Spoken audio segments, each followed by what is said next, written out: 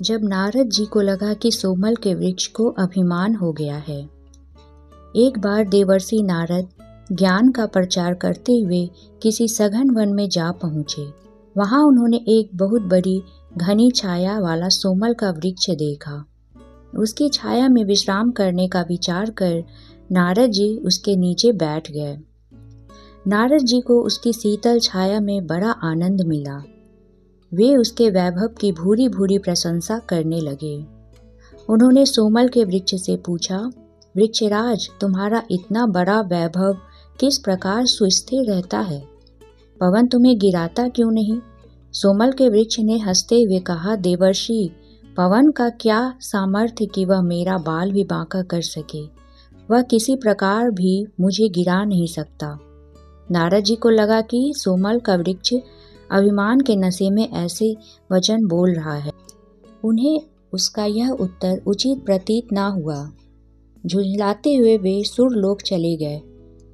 सुरपुर में जाकर नारद ने पवन देव से कहा, अमुक वृक्ष अभिमान पूर्वक दर्भ वचन बोलता हुआ आपकी निंदा करता है, इसलिए उसका अभिमान दूर करना चाहिए। पवन देव को अपनी निंदा करने वाले सेमल के उस वृक्ष पर बहुत क्रोध आया।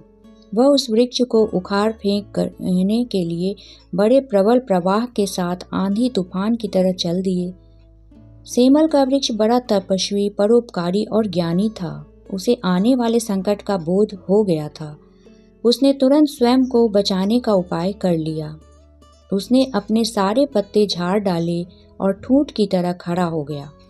पवन ने पूरी शक्ति से उसे उखाड़ने की चेष्टा की, पर वह ठूंठ का कुछ ना बिगाड़ सका।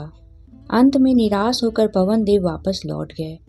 कुछ दिन बाद नारद जी उस वृक्ष की दशा देखने के लिए फिर उसी वन में पहुंचे। उन्होंने देखा कि वृक्ष हरा भरा ज्यों का त्यों खड़ा है। नारद जी को बड़ा आश्चर्य हुआ।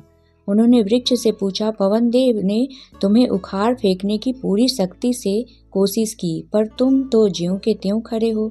इसका क्या रहस्य है? वृक्ष ने देवर्षि को प्रणाम किया और नम्रतापूर्वक निवेदन किया, देवर्षि, मेरे पास इतना वैभव है कि फिर भी मैं इसके मोह में बंधा नहीं हूँ। लोक सेवा के लिए मैंने इतने पत्ते धारण किए हुए हैं, परंतु जब जब जरूरी समझता हूँ अपने वैभव को बिना हिचकिचाहट के त्याग देता हूँ और ठूठ बन जाता हूँ। मुझे अपने वैभव पर गर्व नहीं है, वरन ठूठ होने का अभिमान है।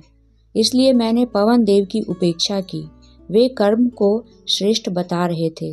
आप देख रहे हैं कि उसी निर्लिप्त कर्म योग के कारण मैं प्रचंड टक्कर सहता हुआ भी पहले की ही भांति खड़ा हूँ। नारद जी समझ गए कि संसार में वैभव रखना, धनवान होना बुरी बात नहीं है। इससे तो बहुत से शुभ कार्य हो सकते हैं। बुराई तो धन के अभिमान में डूब जाने और उससे मोह करने में है। यदि कोई व्यक्ति धनी होते हुए भी मन से पवित्र रहे तो एक प्रकार से साधु ही है। जल में कमल की तरह निर्लिप्त रहने वाले ऐसे कर्मयोगी साधु के लिए घर ही तपोभूमि है।